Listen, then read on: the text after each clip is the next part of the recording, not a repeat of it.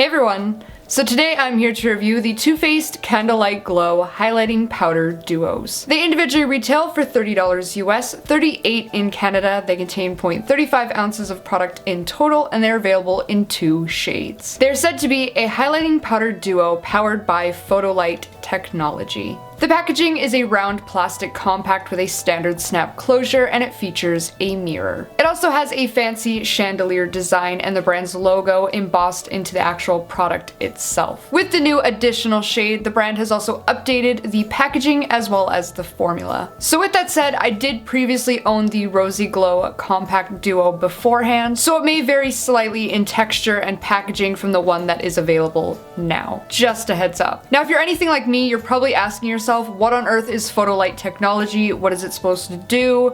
What is it? The brand claims that the special formula diffuses harsh light, giving the skin a soft, youthful luminosity. Kinda still leaves me questioning what is photolight technology, but I guess it just leaves your skin looking youthful and luminous. With the 2 different shades, they are supposed to achieve different things on the skin, so the Warm Glow powder is designed to bring warmth, while the Rosy Glow brightens and illuminates. Starting off with the Rosy Glow Duo first, the left side is a light white with cool undertones, gold shimmer, and a frosted finish. The texture was ultra silky, smooth, buttery, and blended out very easily across the skin. The pigmentation of it was easy to shear out using a fluffier brush, and it left a very luminous sheen to the skin. But since it is so luminous, it can easily emphasize the look of pores or imperfections on the face if you happen to apply too much product. The left side, worn alone, wore well for 9 hours before fading. The right side of Rosy Glow is a light pink with cool undertones, gold shimmer, and a frosted finish. The texture was soft, smooth, easy to blend and shear out. It left a shimmery, almost metallic sheen to the skin that, if you weren't careful, can emphasize the look of pores and imperfections. Of course, using a fluffier brush will help, but also keep in mind that I did previously own this duo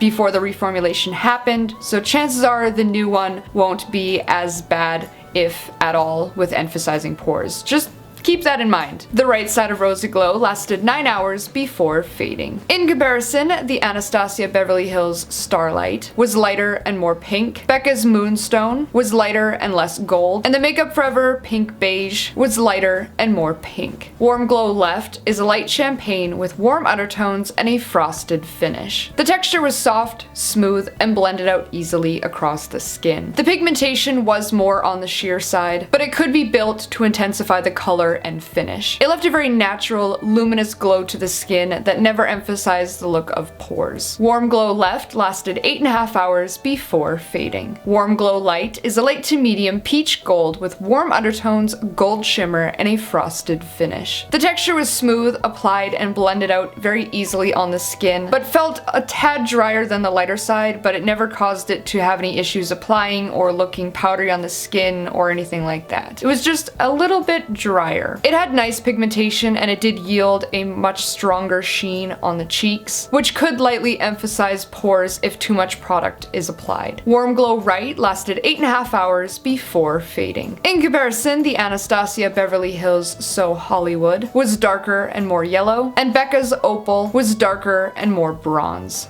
Like I said previously, they did recently reformulate the highlighters, and there are some key differences between the product itself and not just the packaging. I feel like the texture is thinner and more sheer than the original. The new formula acts and applies more like your traditional subtle highlighter. The original formula was thicker and had a more buttery texture, more like the Becca highlighters, and they also left a very frosted glow sheen to the cheeks. But like I said before, the old version was more prone to emphasizing pores since it was thicker. So I appreciate that the new formula is thinner because there's less of a chance for it to accentuate any imperfections or pores, or just, it's more like a natural glow than an actual metallic kind of sheen like it used to be. Application is really effortless with the new formula. You don't have to use a lighter hand or a fluffier brush. You can really use whatever preferred method of applying highlighter that you prefer without the fear of over applying or going overboard with the pigmentation or the finish. So while I do prefer the old packaging because I think it's actually a little cuter with the chandelier, I really do like the reformulation, and I think that it was a great step for them to take. So overall,